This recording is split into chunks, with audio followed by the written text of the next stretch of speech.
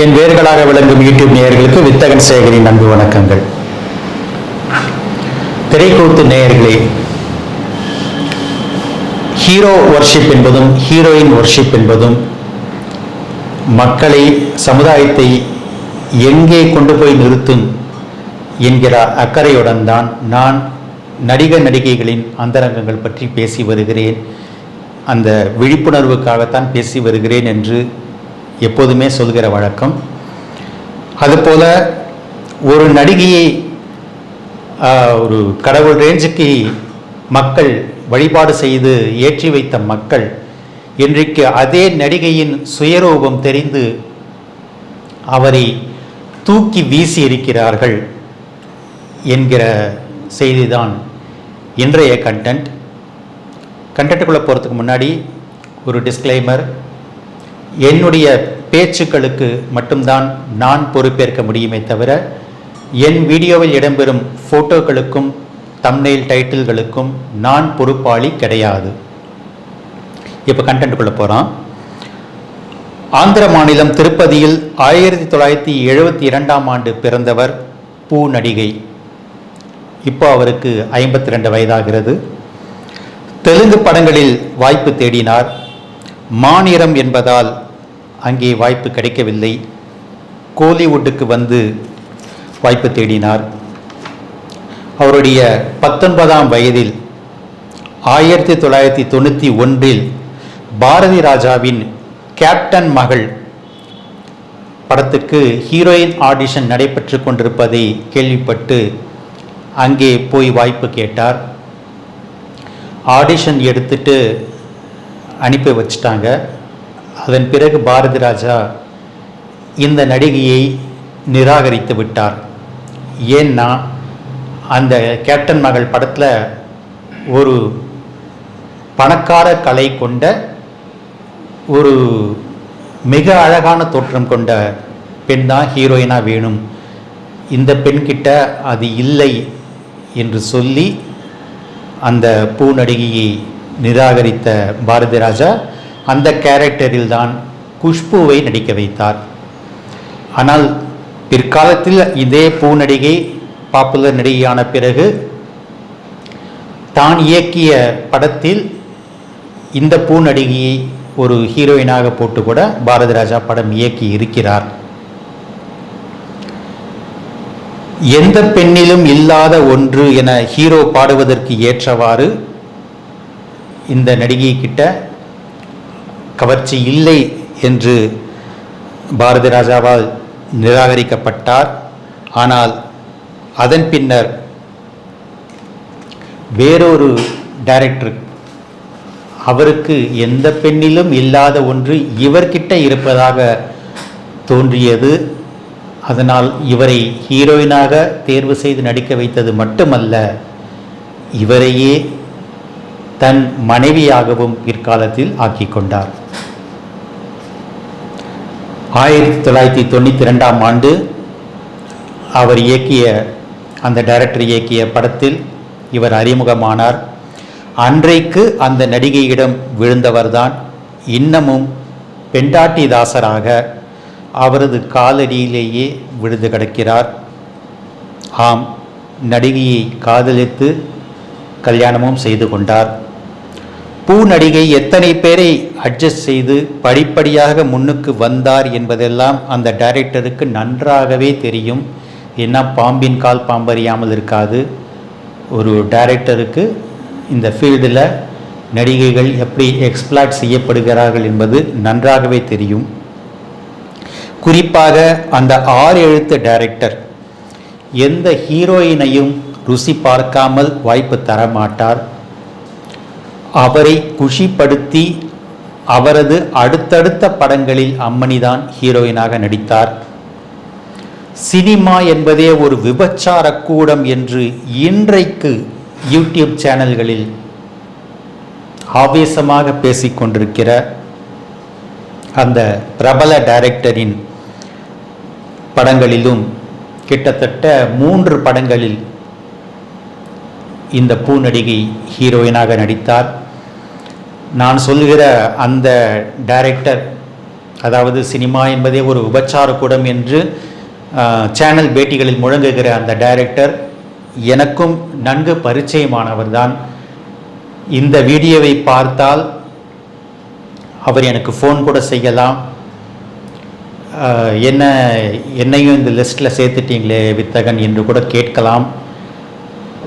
அவர் அந்த நடிகை கிட்ட அட்ஜஸ்ட்மெண்ட் வாங்கிக்கிட்டு வாய்ப்பு கொடுத்தார் என்று நான் சொல்லவில்லை. ஆனால் சினிமாவே ஒரு விபச்சார கூடம் என்று சொன்ன டைரக்டரின் படத்தில் அந்த விபச்சார கூடத்தில் இருக்கக்கூடிய ஒரு நடிகைக்கு அவர் வாய்ப்பு கொடுத்தார் என்று சொல்லும்போது ஃபில் இன் த பிளாங்க்ஸ் என்பதாக மக்கள் நீங்களே அந்த இடத்தை கற்பனை செய்து கொள்ளலாம்.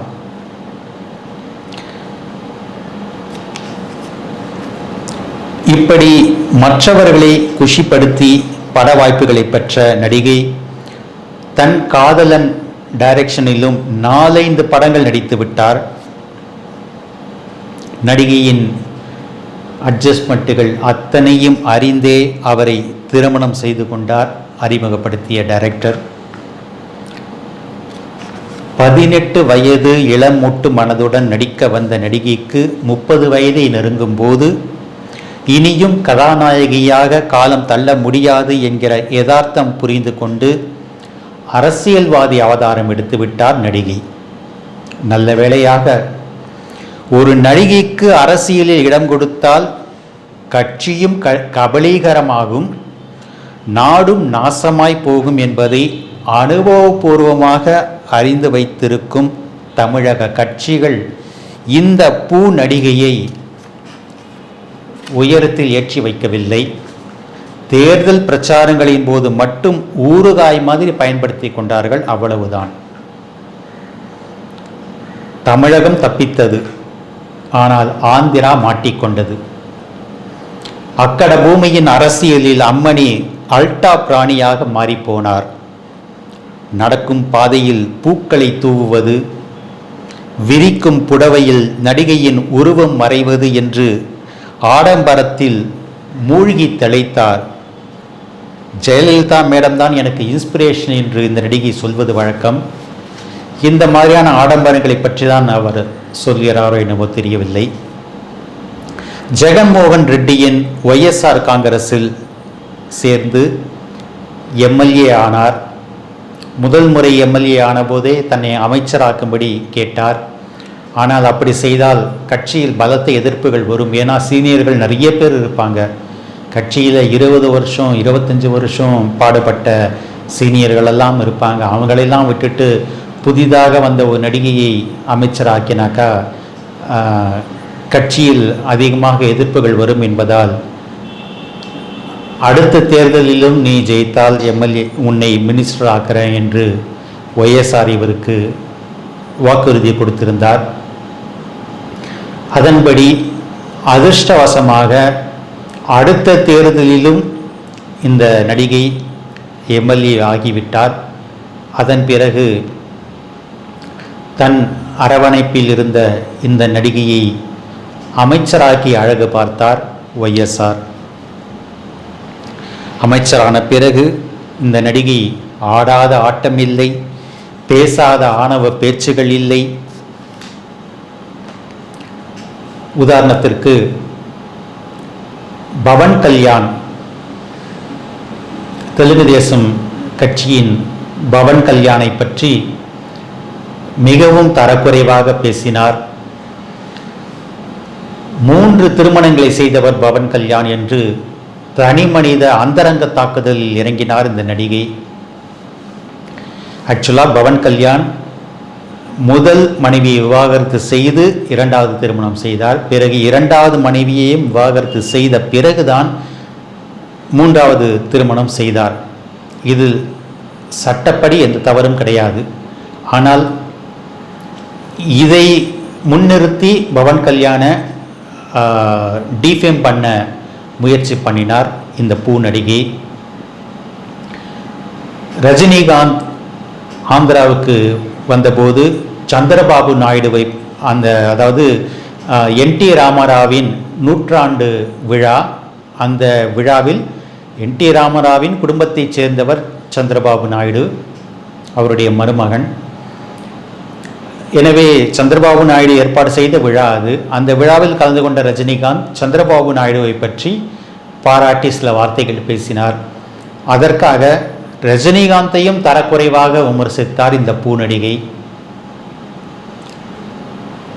சந்திரபாபு நாயுடுவின் பழைய ட்ராக் ரெக்கார்டெல்லாம் தெரிஞ்சுக்கிட்டும் கூட அரசியல் ஆதாயத்துக்காக ரஜினிகாந்த் பொய் பேசுகிறார்.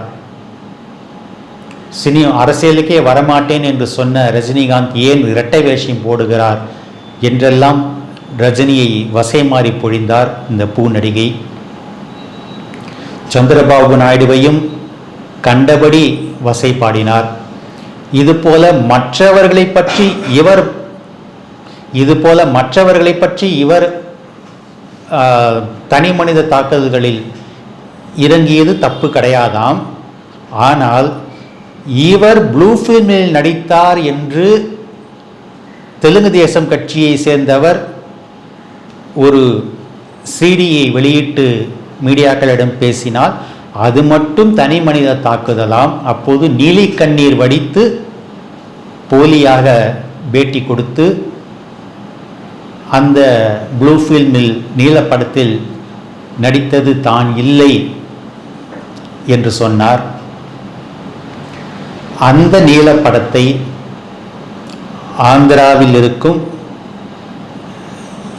நிறைய மக்கள் பார்த்து விட்டார்கள். அந்த சிடிக்கள் ஏராளமாக அங்கே ரொட்டேஷனில் போயிடுச்சு. ஒரு ஆந்திர பெண் மூலமாக அந்த வீடியோ என் பார்வைக்கும் வந்தது. நான் பார்த்த வரைக்கும் அந்த நீலப்படத்தில் நடித்திருப்பவர் அச்சு அசலாக இந்த பூ நடிகையின் தோற்றத்தில் இருப்பவர். இவர் தான் இந்த ப்ளூ ஃபிலிமில் நடித்தார்னு நான் சொல்லலை. ஆனால் இந்த பூ நடிகை நடிக்க வந்த புதுசில் எந்த ஒரு அப்பியரன்ஸில் இருந்தாரோ அதே தோற்றத்தில் தான் அந்த நடிகையும் அந்த ப்ளூ ஃபிலிம் நடிகையும் இருக்கிறார். உண்மை என்ன என்பது கடவுளுக்கு தான் வெளிச்சம். இவர் இப்போ ஆடிய ஆட்டம் பேசிய பேச்சு எல்லாத்தையும் வெறுத்த மக்களுக்கு இவர் ப்ளூ ஃபில்மில் நடித்தார் என்ற செய்தி ரொம்பவே வெறுக்க செய்து விட்டது அந்த மக்களை, ஆந்திர மக்களை. அதனால் இப்போது அண்மையில் நடந்து முடிந்த மக்களவை